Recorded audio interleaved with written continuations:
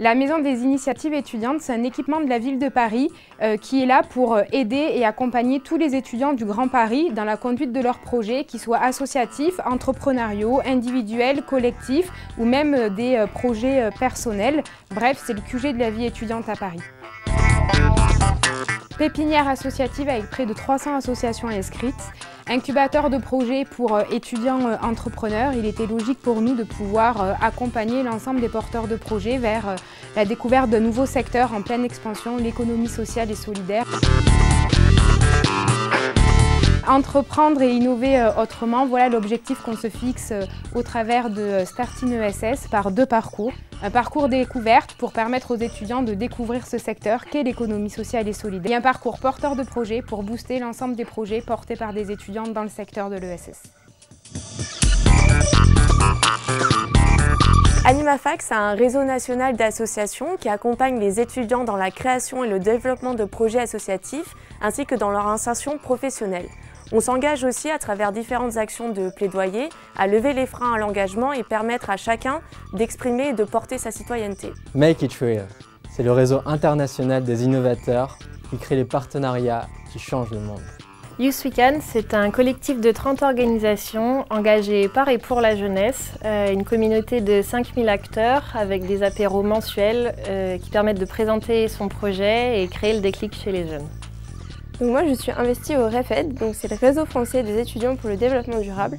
C'est un réseau national qui rassemble des associations étudiantes, principalement sur les campus, qui portent des projets de développement durable. Solidarité étudiante, c'est une coopérative de vie étudiante qui développe différents projets à destination du coup des étudiants, principalement sur les sites universitaires et sur les lieux de vie.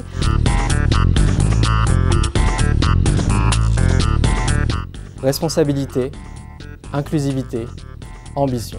Et la jeunesse, c'est l'humain et surtout c'est le futur. Gouvernance partagée, utilité sociale et bien sûr association. Et l'intérêt général, l'alternative et la participation. Introduire de la démocratie dans l'économie.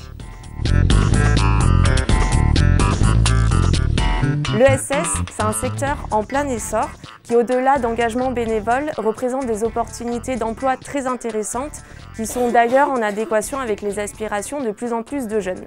Prendre part et être leader de projets qui permettent de relever les défis de demain dans une multitude de secteurs. Aujourd'hui est la meilleure période pour entreprendre dans l'ESS, tout simplement parce qu'il existe les financements, la visibilité et la culture propices à ce type d'ambition. S'investir dans l'ESS, c'est un moyen de porter des actions concrètes, de développer des actions concrètes, mais aussi de porter des revendications d'une certaine façon. Et donc du coup, je dirais qu'en fait, c'est le moyen de s'exprimer au sein de la société. S'investir dans l'ESS, en fait, ça répond clairement aux aspirations des jeunes aujourd'hui et c'est ce qui permet également de développer concrètement des outils pour répondre à nos besoins au quotidien.